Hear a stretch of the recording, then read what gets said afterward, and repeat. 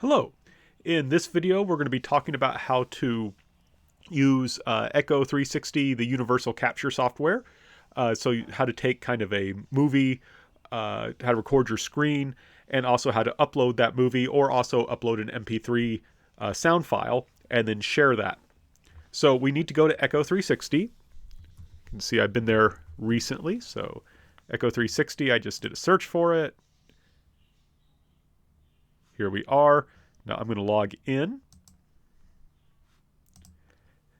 Now, one thing I should point out is that you're going to need to create an Echo 360 account if you don't already have one.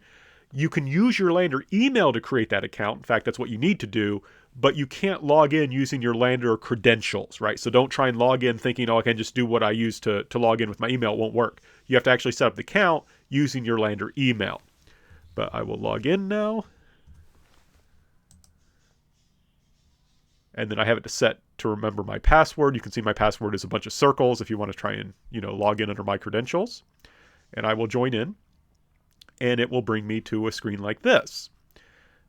So if you want to make a movie, you would go up here to New Capture.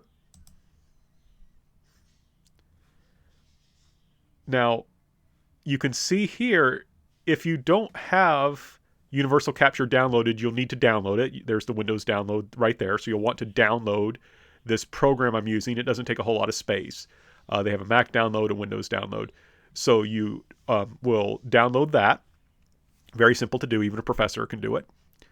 So we're going to go ahead and open the link so we can get started. And now I've already downloaded it. So here we go. And what's kind of interesting about this is it allows you to have two inputs. Right, allows you to have two inputs. So you've got your display input. Now I've got two displays, and that's not my main display. There we go. Oops. No, actually, I should have stayed on display one. So display one is where I'm going to stay. You can see it's just displaying like kind of an infinite. That means it's going to record eventually what's on this screen. And then you can choose a second like kind of input as well. And what you could do is choose integrated webcam if you want your face to appear there like mine is doing on this video. I think that makes things a little bit more dynamic. But one thing I'll point out, mine isn't going to work because my integrated webcam is already being used by the screen software I'm using to record this. So even if I choose integrated webcam, it's not actually going to show up. But what's neat about this is if you want to make a video with your face in it, you can easily do that. And what basically you would do is you just hit the, you also want to make sure, by the way, that you've got the microphone in you want. This is showing me that my microphone's picking me up just fine. So I would just hit the record button, and it's going to tell me to get ready, and it's going to count down. And now it is recording, right? It has a few seconds. So now I can see that's recording. Now, one thing I want to point out, you don't need to worry typically for a class I'm teaching that you have to edit out this first part, because one problem with this I find is that it's going to catch you switching over to the program you actually want it to record. So that's fine. Don't worry about it. You won't lose points for that. But I have a PowerPoint. So what this is doing, just to be clear, it's recording my voice. It's also recording what's on my screen. So if I switch now to the PowerPoint, it's actually going to be recording this PowerPoint. And what I can do is I can start my slideshow. And because I have two monitors, it's actually started here, so I need to swap it. And now I've got my slideshow. And now I can just talk through it. I can just say, Esther Park, she represents Protestant Christianity's influence on Korea, how new opportunities were opening up for women. She was able to get this kind of connection because her father was connected to a missionary who arranged for her to attend the first modern women's school in Korea, Iwa Hakdong. And then I can just talk through my entire presentation. Then I would hit escape when I'm done. When I'm done with my presentation, I get out, and then I can just hit stop. And now it's going to automatically upload and process my file, right? So we just need to wait a second. It's going to do this.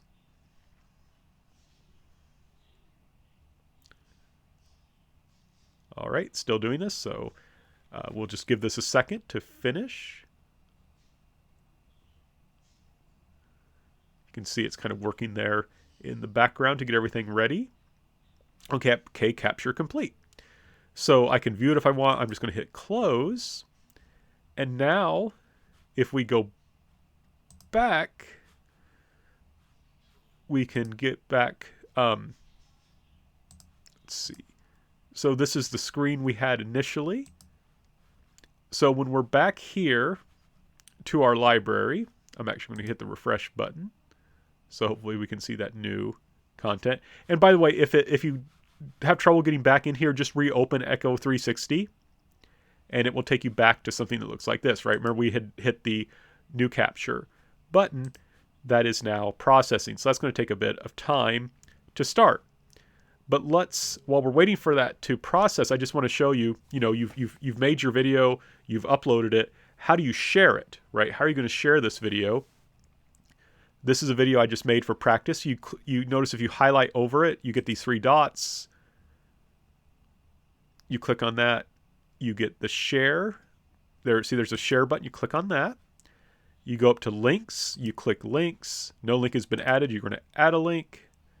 You can copy the link now. Now that the link's copied, you can go in and paste it, right? I just hit Control V, now it's pasted it. I can now paste that into an email. I could send someone. There's lots of different ways that I'm now able to share that. All right, so let's see. Okay, so we're done there. We got the link. This is still processing. While we're waiting for that to finish processing, I want to note, you can see here you can also upload media. So let's say you don't like the Echo 360 capture software. Let's say you like using OBS, which is actually what I'm using right now. That's not a problem. You can still upload media here. You can select a file. Let's say I want to share this file, National Museum of the Air Force. All right, I just double click that, and then I can upload it. I'm not going to actually upload it because I already did it. But if I upload that, it will appear, and here it is right here. I uploaded it earlier. So you can see it's really easy to share a file that way.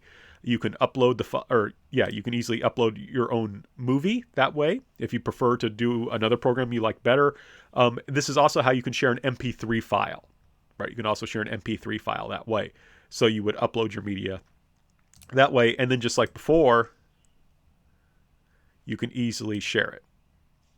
Now you go to links, add link, copy. Now we've got a new link for that.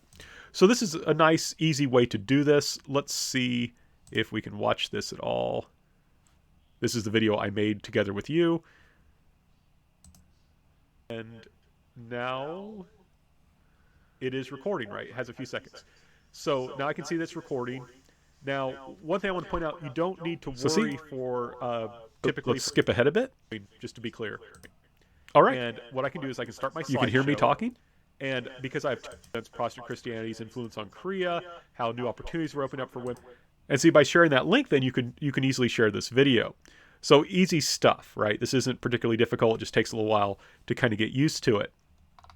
But in this way, you can easily create and share videos. If we want to, of course, we can make this... Oops, I don't want to make it picture to picture. I want to make it full screen. There we go.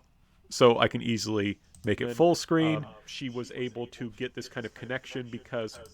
Right. So in this way, you can very easily create your own videos that will you can share with your professors. You can share with me, with your fellow classmates. You can also use this, of course, like I said, to upload MP3 players. I like the Echo 360 Universal Capture software. I think it's easy to use. If you want to be more tricky, you can use something like OBS. But it's something, play around with it. There's more features, but I've given you kind of the basics that you need in order to complete assignments using this. So good luck.